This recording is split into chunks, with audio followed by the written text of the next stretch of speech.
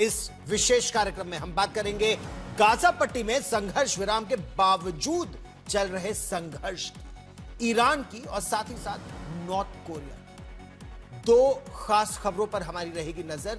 Israel में जो operation tunnel है, तबाही की ताकत जुटाते नॉर्थ कोरिया, दो बड़ी खबरों पर रहेगी नजर। इजराइल दरअसल गाजा में सुरंगों को ही आतंकवादियों की कब्रगाह बनाने की मिशन में इस समय लगा हुआ है। वो सुरंग जो किसी जमाने में हमास की ताकत बन गई थी गाजा पट्टी में, अब हमास के लिए जानलेवा साबित हो रही है। इसमें जो आतंकी छिपे हैं वो ना आगे जा पा रहे हैं और ना पीछे हट पा रहे हैं।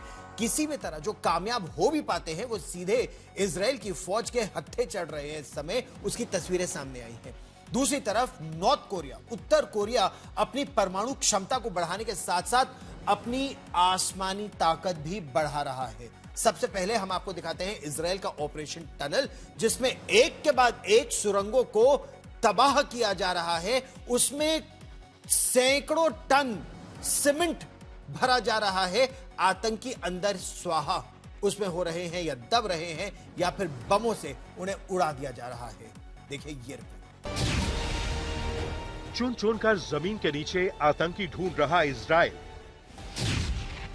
गिन गिन कर हर एक सुरंग तबाह कर रहा है इजराइल। हमास की कब्रगाह बन गया है इजराइल का ऑपरेशन टनल।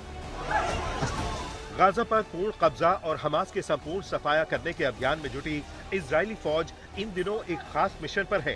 कहने को इन दिनों गाजा पट्टी में सीज फायर चल रहा है और उकसावे के बाद कभी कभी इजराइल की एयर स्ट्राइक भी देखने को मिल जाती है। लेकिन इस सबसे अलग इजराइल ऑपरेशन टनल को अंजाम देने में पूरी ताकत के साथ लगा हुआ है।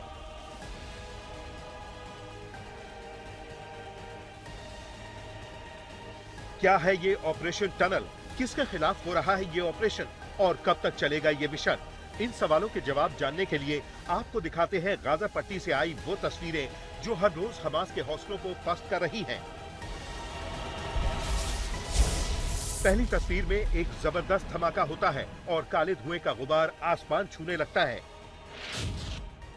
फिर दूसरा धमाका होता है और जमीन से कई मीटर ऊपर तक टूटे पत्थर, मिट्टी और धुआं उठता दिखता है। दरअसल इजरायली फौज बम के जरिए एक के बाद एक सुरंग को उड़ा रही है ताकि हमास के आतंकियों के भागने के सभी विकल्पों को खत्म किया जा सके। अब ये दूसरी तस्वीर देखिए, सुरंग से बाहर निकले 6-7 आतंकियों पर कैसे नजर रखी जा रही है। वो कहां से निकले हैं, कहां जा रहे हैं और किन हथियारों के साथ जा रहे हैं, सब कुछ इजरायली फौज के कैमरों में कैद हो रहा है और मौका मिलते ही इन्हें पकड़ लिया जाता है।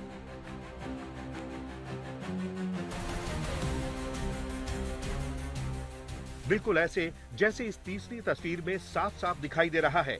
सुरंग से निकले हमास के एक गुर्गे को इजराइल के सैनिकों ने धर दबोचा। उसके पास से जो हथियार थे वो भी छीन लिए गए। जमीन पर मलबे के बीच बैठा वो शख्स जिंदगी और मौत के बीच संघर्ष कर रहा है।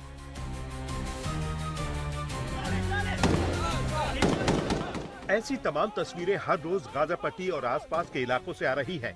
इजरायली सेना का ऑपरेशन टनल पिछले एक महीने में और रफ्तार पकड़ चुका है, जब से उसे ये पता चला है कि राफा बॉर्डर के पास हमास के करीब 200 आतंकी एक सुरंग में फंस गए हैं और वहां से निकल नहीं पा रहे हैं। इजरायली मीडिया के मुताबिक ये लोग पिछले 7 महीने से भी ज्यादा वक्त से यहाँ फंसे हुए हैं। इजरायली सेना ने इनके बाहर निकलने के सारे रास्ते बंद कर दिए थे। अब ज्यादातर सुरंगों को या तो तबाह कर दिया गया है या फिर उनके आतंकियों को चुन चुन कर पकड़ा जा रहा है। इजराइल ने दावा किया है कि सुरंगों को तबाह करने के उसके ताजा ऑपरेशन में हमास के 40 आतंकियों को मौत के घाट उतार दिया गया है। वैसे अभी ज्यादा दिन नहीं हुए जब इजरायली फौज ने गाजा पट्टी में हमास की एक खुफिया सुरंग का पता लगाया था। इस सुरंग का इस्तेमाल हमास के शीर्ष कमांडर करते थे।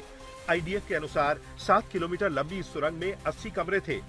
सेना ने हमास के एक आतंकी मारवान अल को भी पकड़ा था, जो लेफ्टिनेंट हैदर गोल्डिन की मौत में शामिल था।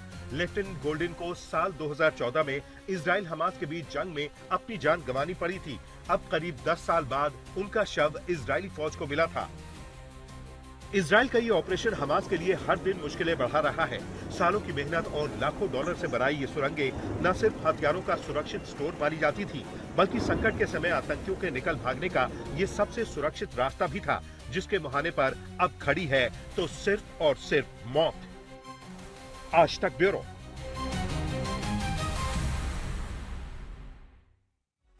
गाजा पट्टी में सुरंगों से जुड़ी एक बड़ी खबर इस समय सामने आ रही है। येलो लाइन के पास हमास के 4 आतंकवादियों को इजराइल की सेना ने ढेर कर दिया है।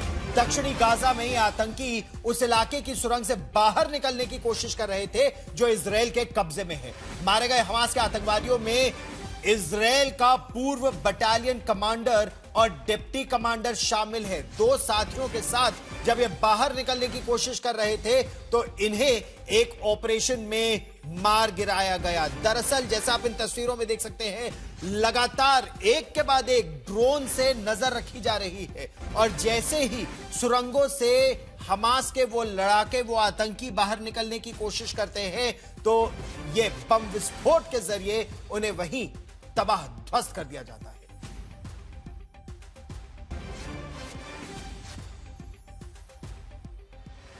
लेकिन गाजा में इस समय जो तबाही है, जो 7 अक्टूबर 2023 के उस आतंकी हमले के बाद से शुरू हुई, वो रुकने का नाम नहीं ले रही है। पिछले 2 वर्षों में हजारों लोगों ने जान गंवाई। सीजफायर लागू होने के बावजूद 1.5 महीने में तबाही का सिलसिला रुका नहीं है। तो पिछले 2 वर्षों में 70,000 से ज्यादा लोग मारे जा चुके हैं। 2 साल में इजराइल के लोगों की 2,100 इजरायली नागरिकों की मौत हुई है। घायलों की संख्या 1,80,000 के पार अब तक पहुंच गई है। सीजफायर जो 10 अक्टूबर 2025 को हुआ था, उसके बाद से 360 लोगों की अब तक मौत हो चुकी है और जो इमारतें ध्वस्त हुई हैं उनकी संख्या 1500 के पार पहुंच गई है। शायद ही कोई इमारत इस समय पूरी गाजा पट्टी में इकट्ठा इस समय इंटैक्ट हो। सभी इमारतें ध्वस्त लगभग कर दी गई हैं।